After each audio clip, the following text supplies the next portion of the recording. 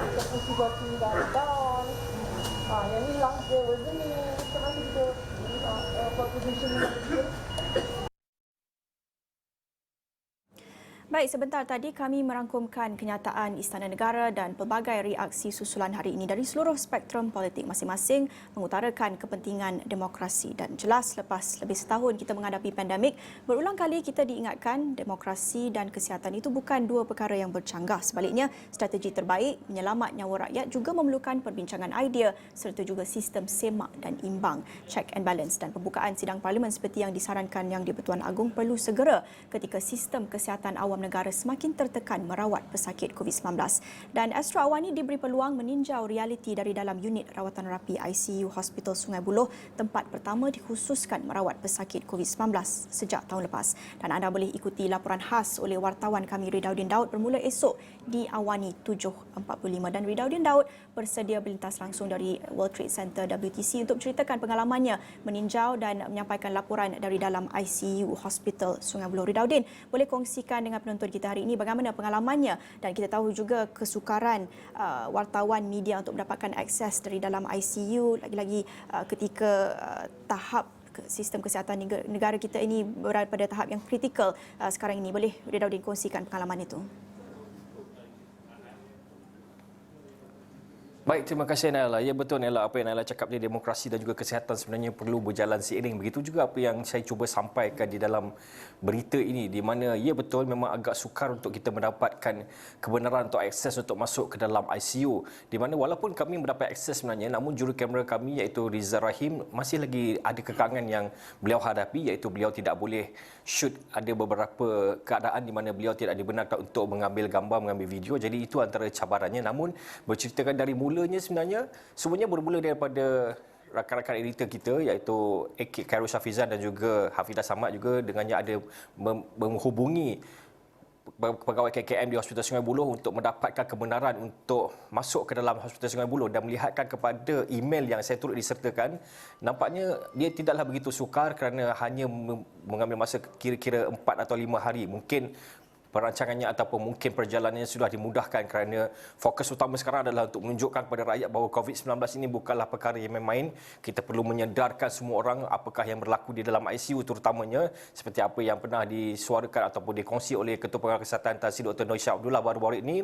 Beliau menunjukkan keadaan realiti sebenar dalam ICU, di mana sebelum ini gambar ataupun keadaan di dalam ICU ditutup rapi, dijaga dengan rapi, tiada langsung keluar, namun beliau sendiri menunjukkan gambar tersebut. Jadi ia membayangkan betapa teruknya ataupun betapa kritikalnya situasi di dalam ICU. Dan saya sebenarnya boleh katakan beruntung juga kerana berpeluang untuk masuk ke dalam ICU.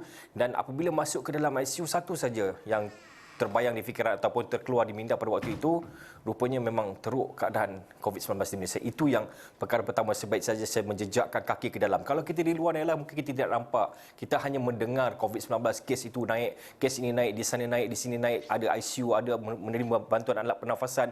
Namun apabila kita berada di dalam ICU sendiri, barulah kita dapat rasa bahawa ya sebenarnya COVID-19 memang dalam keadaan yang sangat kritikal. Saya masuk sahaja, mata saya terus terpandang kepada sekujur tubuh di atas katil hospital. Beliau saya fikir mungkin 50 atau 60 tahun usianya. Itu adalah lelaki pertama yang saya pandang ketika saya menjejakkan kaki ke dalam ICU.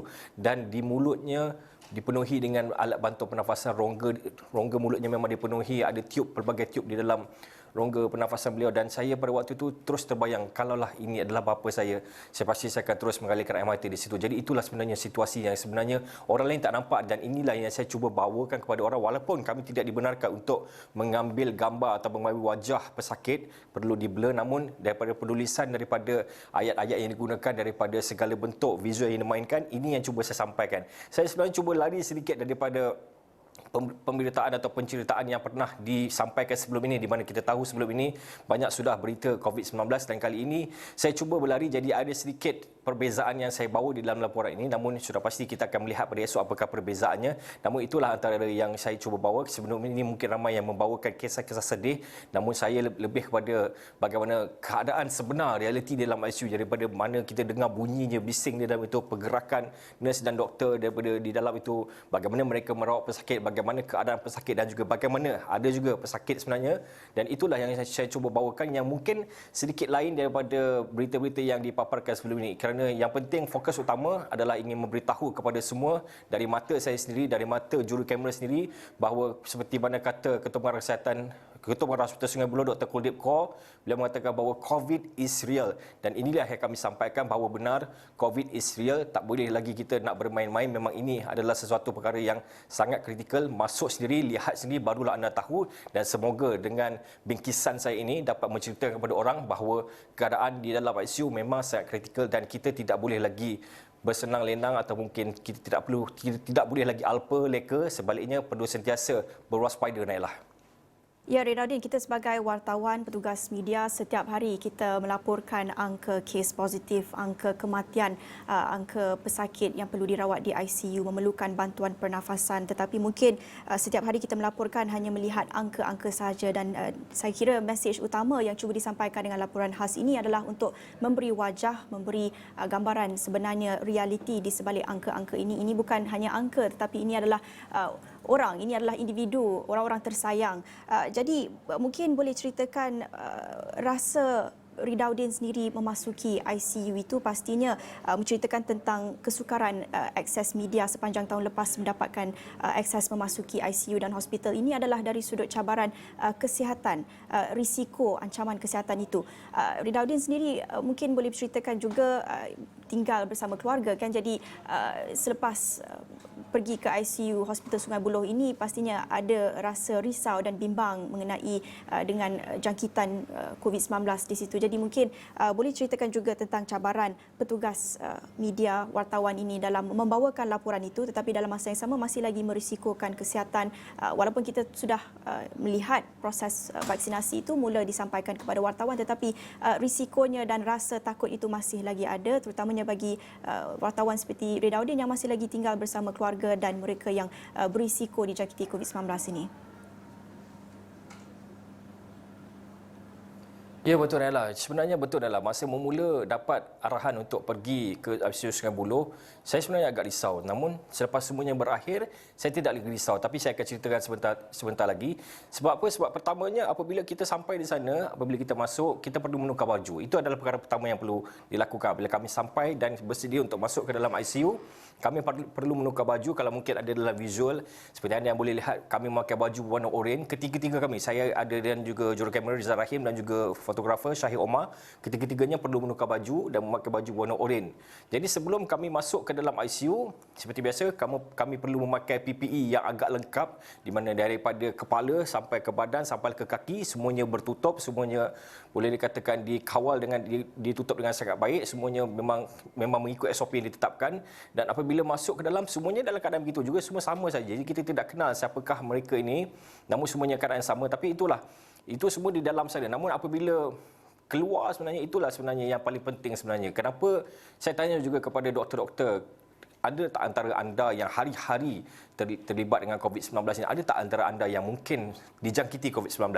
Dan mengagumkan sebenarnya, beberapa orang yang saya tanya, tiada langsung antara mereka yang pernah dijangkiti COVID-19. Ada rakan-rakan mereka pernah dijangkiti, namun virus itu bukan datang dari mereka. Jadi saya fikir kenapa boleh jadi macam ni? Sedangkan anda hari-hari berjumpa, orang kata berhadapan dengan virus ini, berdepan dengan pesakit hari-hari. Jadi satu saja perkataan yang mereka katakan, patuh SOP dengan betul, amalkan SOP dengan betul. Jadi itulah apabila dia berada di dalam dan saya lihat, dan selepas itu ketika membuka PPE tersebut, bayangkan daripada setiap satu yang kami buka, kami perlu sanitize tangan. Jadi buka face shield, sanitize tangan, buka jubahnya, sanitize tangan, buka sarung kakinya, sanitize tangan, buka apron, sanitize tangan. Jadi setiap kali ada saja menyentuh barang-barang yang mungkin ada kuman, yang dijangka ada kuman, perlu sanitize. Dan selepas dibuka semuanya, kami perlu lagi sanitize di luar, sehingga kan tangan kami sebenarnya sudah agak kecut, kerana boleh katakan setiap 5 minit ke 10 minit kami perlu sanitize tangan kami. Dan itu yang bukan yang terakhir sebenarnya. Selepas kami semua selesai, kami pergi balik ke tempat yang kami tinggalkan baju, kami diarahkan untuk mandi dulu sebelum kami pulang ke rumah. Jadi bila dilihatkan kepada semua SOP yang dilakukan ini, jadi saya pun benar-benar mula rasa risau kerana lepas ni nak balik, risau dengan anak, risau dengan isteri, risau dengan mak mentua, bapak mentua. Jadi kerisauan itu boleh dikatakan 100% hilang. Dan alhamdulillah saya pergi interview hari itu lebih kurang awal bulan Jun dan sehingga ke hari ini saya ada langsung simptom dan saya juga nampak dalam keadaan sihat. Anak saya juga begitu, isteri saya juga begitu. Jadi sebenarnya itu semua adalah petunjuk bahawa sebenarnya kalaulah kata kita mengikut SOP seperti yang ditekankan berulang kali oleh Ketua Pengarah Kesihatan Tan Sri Dr. Nur Ishak Abdullah, kalau ikut SOP. Dan sebenarnya itulah, kalau mereka yang hari-hari di dalam hospital, hari-hari berdepan dengan COVID-19, boleh mengamalkan SOP dan akhirnya menyebabkan mereka tidak langsung dijangkiti. Jadi kalau kita di luar ni yang bebas, yang sebenarnya boleh pergi ke sana sini, apalah salahnya kalau kita ikut SOP. Tak susah pun, basuh tangan itu sebenarnya tak susah. Ada cara yang diajarkan. Tak lama pun, saya rasa dalam 15 saat ke 30 saat saja untuk mencuci tangan bagi memastikan tiada kuman yang melekat di badan. Jadi itulah antara yang sebenarnya yang mungkin perlu dikatakan kepada orang luar. Dan bercakap berkenaan dengan akses ke dalam ICU, mungkin dulu akses agak sukar kerana mungkin pada waktu itu kes mungkin mereka tidak dapat handle lagi dengan baik, namun sekarang mungkin mereka sudah tahu cara untuk bagaimana untuk melayan media, bagaimana untuk memastikan media berada dalam keadaan selamat pergi dan pulang.